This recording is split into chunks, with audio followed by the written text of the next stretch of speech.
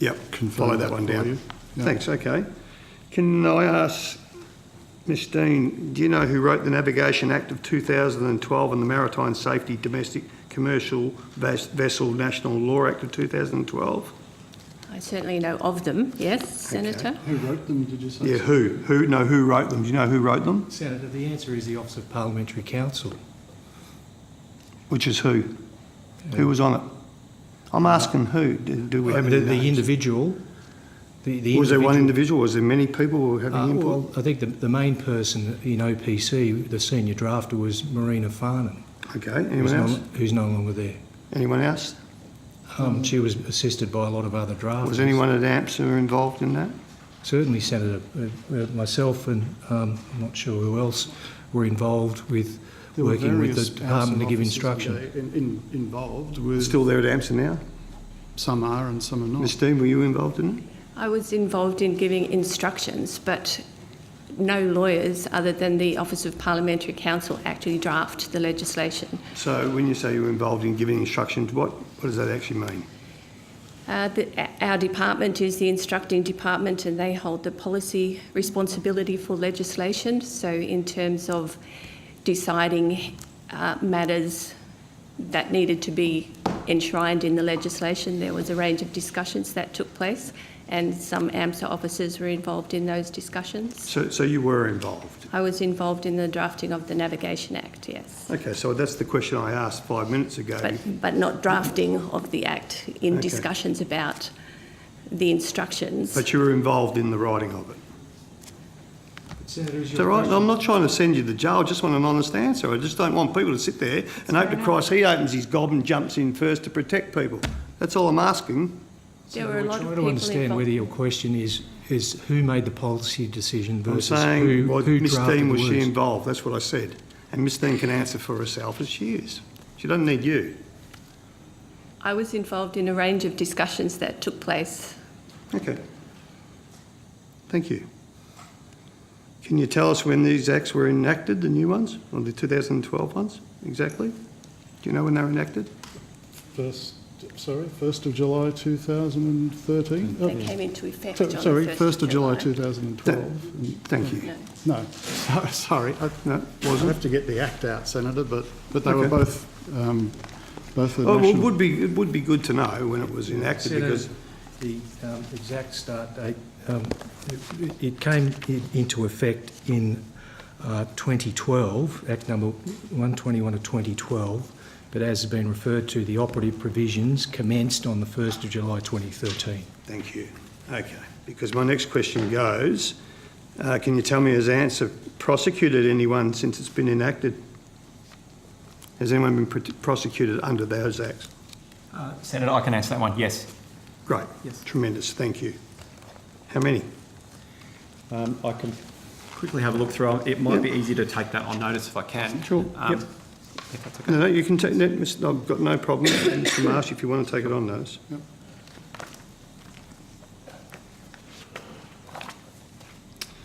Now, has there been any deficiency in the Act, to your knowledge, in relating to the marine orders? Might not coming under the regulation of the Act? Is that a question to me, Yeah, Senator? yeah, Mr. Yeah. Marshall, Miss Dean, either of you. Yes. Yes. Yeah, okay, good. Yes, Senator. And there were amendments, That's why, urgent yeah. amendments that were made last year to correct that. Yep, that's all right, that's good. So am I right to assume that people have been infringed by AMSA? And Yes. they've paid fines? Yes, Senator. Okay, that's great. But the law was not correct and the law's been changed? Certainly under that issue about the definition of regulations not picking up marine order, it actually caused quite a few matters to fall over, basically. So it did cause problems. Yep, no worries. But now we're trying to move past that. But the ones that didn't fall over where people were prosecuted? Yep. Okay. We can give you the numbers. Okay. And can you tell me if that was the case, did they have their money returned? If they were fined. If you don't know that, just take that on notice. Not that I'm aware of, Okay, Senator. that's fine. Did AMSA lose any prosecutions or have any prosecutions annulled Well, I've asked you that, sorry, you've answered that. You're going to take that on notice, you're going to come back to me. Could you tell me if AMSA advised your state delegates and your MSI not to enforce the failed part of the legislation after July 23rd, 2018 until the legislation was corrected? Does anyone know that answer? I certainly did give some instructions, Senator, that to concentrate on particular parts of the legislation and highlight the particular part of the legislation that was the issue. So the answer is yes. Okay, so Mr Marsh, and I'm not got much more to go. Where were you before you started at AMSA? I was in another country, in Abu Dhabi. Okay. Can you tell us what qualifications you have to hold the position that you now hold? Tell us what your position is again. Say it again. I'm the Manager Enforcement Inspector Support. Yeah. I've got a certificate in investigations. I've got a diploma in, I have a diploma in investigations, diploma in government management, and a number of other certificates related to risk management and the like, Senator. Good. Can you tell us how many briefs of evidence you've compiled for prosecution in your career? Me personally? Yeah. 0. Okay. Well, now you told us you were working on the Lippitt Mills matter every day. Did you say every day from February? You said February to August, didn't you? Yeah, it was on our mind the whole time. That's what I was referring to, Senator. Yeah, and all the confusion the other day when I really had the horrors. Did we ask you to take it on notice how many days you actually worked on it? You didn't, no. Okay, I'm going to ask you now then if you could do that, because what I'm trying to establish is, was it, every day, every second day, once a week? If you know the answer to the question off the top of your head, I'd appreciate the answer now, Mr Marsh. You don't have to go I don't, Senator, no. Okay, that's all right. Now, I know that the council was saying about not prosecuting Mills because, I had it here, I was looking at the law. It says something about omit, wasn't it? Council, now it's your turn. You can... Why he wasn't prosecuted? What did you say? He didn't admit it, or... what was it you said? That was me, Senator, and the word was omission, and I've corrected. Yeah, just tell me what that means again. What? Well, the element of the offence, the key element of the offence that carries the 2-year penalty is that the person has to intend their act or omission to be a risk to the safety of a person or the domestic commercial vessel. And where would I find that? Where about? I mean, I'm in part 3 I'm just scrolling around trying to find... Section 18.1. 18.1. Of Schedule 1 of the Act. And Section 18.1, Schedule, what was it? Schedule 1 of the Marine Safety Domestic Commercial Vessel National Law Act 2012. Senator, you're in the right part though, part 3. Okay, yeah, it's interesting trying to read this. So, do we have any brief for the charge against Lippitt in terms of Mr Mills' death? What did we write? No, so the brief of evidence that we... This goes to you as well, Ms Dean, feel free if you want to come in. The brief of evidence that was prepared was specifically in relation to the forgery-related charges. So there was nothing to Mr Mills' death? There was No, nothing? Senator. Okay. Why not? As previously explained, and certainly as we've outlined in our submission, well, I can say personally, but I know those who were involved, we once highlighted all those fraudulent matters.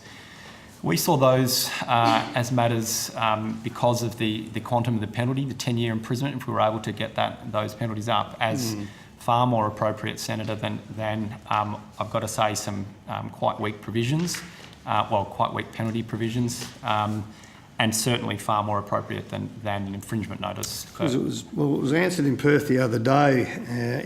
Was asked in Perth the other day if the family had any opportunity. And I can't remember the wording to seek.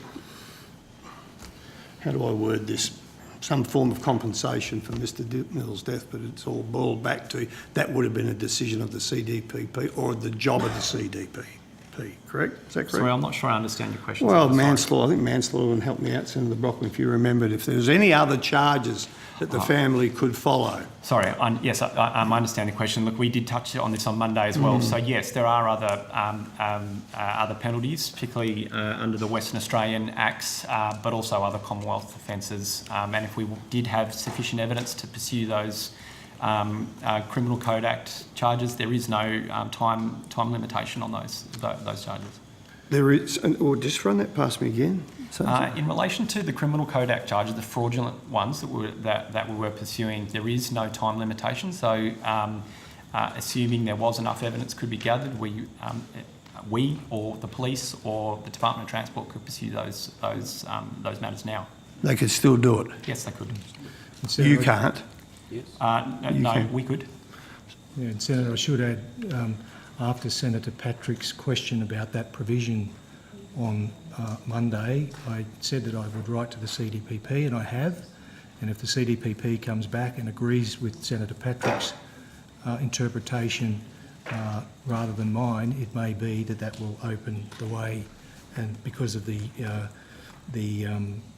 jail sentence there is no limitation period on prosecuting under Section 18. See, well, I was so cranky because I was under the belief that the family could not seek any restitution or any other avenues. Yeah. But I'm not right. It's not correct, Senator. You're not That's gonna, right. no, you're not going to etch in blood on the table that we're going to turn this around. I'm not going to hold you, but if there's a light at the end of the tunnel, I want to make sure it's not another train coming. Thank you, Senator. Clarify that for me. Yes, so there is no limitation on the penalties that contain imprisonment. So that yes, assuming there was evidence to pursue it, it could be pursued. This is under the death of Mr. Mills? Yes, in relation to the death of Mr. Mills and also those fraud-related charges. Okay. Senator, Oh, sorry, Mr. Kinley. if I can, we also believe that there was potentially an avenue under the West Australian work health and safety laws. There is in fact a code of practice under those laws for charter vessels, and there still is. And again, I guess the issue we have is with a lot of our stuff with the national law is that the laws which have the big sticks tend to be the work health and safety laws. So there are a couple of avenues still open.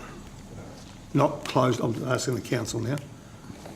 They're not closed off, so you're waiting for an answer. Sorry, the Hansard can't pick up a nod, so Yeah. could we get...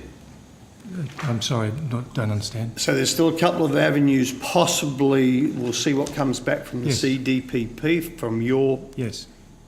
All right, well, let's not go too far down that track. All right.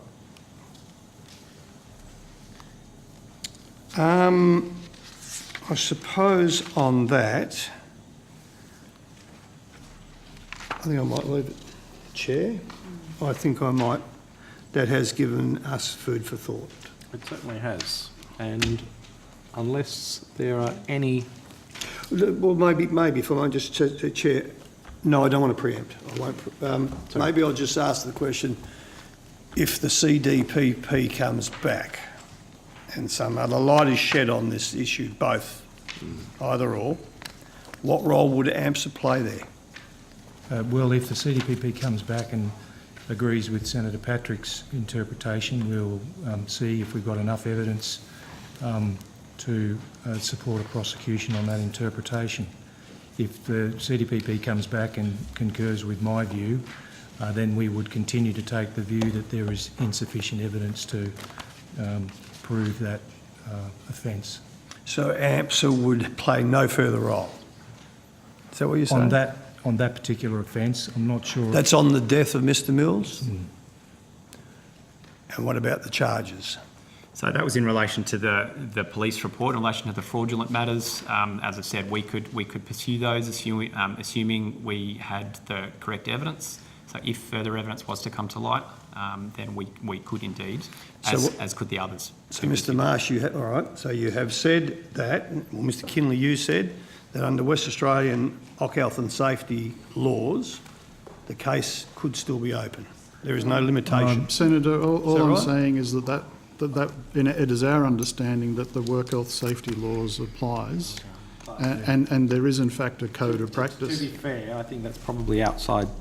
It's- I'm not sure you can actually it's outside- advise us on No, whether it's health and safety outside laws our apply. remit, but So I think we should focus on what AMSA I can might be actually able to do. assist Senator Brockman in the sense that the national law makes it clear that it's intended to work concurrently with state and territory work health and safety laws, among other laws, and certainly WorkSafe Australia WorkSafe Western Australia, with whom I met only a couple of weeks ago, continues to agree that domestic commercial vessels are workplaces. And the Western Australian Work Health and Safety Law includes a general duty for persons generally on workplaces. I think the impediment to pursuing that now, and I'm not an expert in that law, but my understanding is that there's a 3-year limitation period on prosecutions under that Western Australian law. Which is why it's even more important that if there are any other avenue, or if there are still open avenues through the Commonwealth legislation, then we need to understand that and follow them up. Yes, we'll talk about that when we're finished here. Okay, just a couple of quick ones. I've got to ask this question. I asked you who's had media training and all hands went up. So who's had mock court training?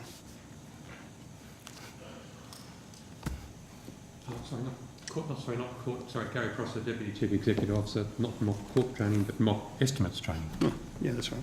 We're still doing it we do it 3 times a year. Senator Still, did you want the officers to indicate rather than through a hand? Oh, yeah. Difficult yeah, on thanks. Hansard. Minister, thank you. Paul. So if those could just give their Good names, point, please. Minister. Just say your name, I Yeah. think, would help. Just say your name, thanks. Clinton McKenzie, yes. David Marsh, yes. Mick Kinley, yes, many years ago. I don't think you can say that, Dr. Kennedy. I think you've had lots of practice. This is mock court training. Sorry. I wish I'd had it in the 70s. We're at the table for the purposes of estimates. Absolutely. So we both have to Yeah, sure. probably answer the question, say no to both. Absolutely. Okay. Sorry, Mr. Kinley, you said yes. Gary Prosser, estimates training. Mary Dean, mock court training. This was when? So Mr. Kinley was 10 years ago. For mock court training, 10 years ago. Estimates training, I've had twice. No, don't worry about the estimates No, training. okay. That's fine. Ms. Dean, 18 years ago. 18 years ago. Yeah, mock court training for me a number of times, probably the last time 10 years ago. Probably 20 for me. Senator. Okay, no worries. I don't have any further questions. Thank you, Chair. Mr. Kinley, thank you very much to you and the officers for availing yourself today. There being no further questions.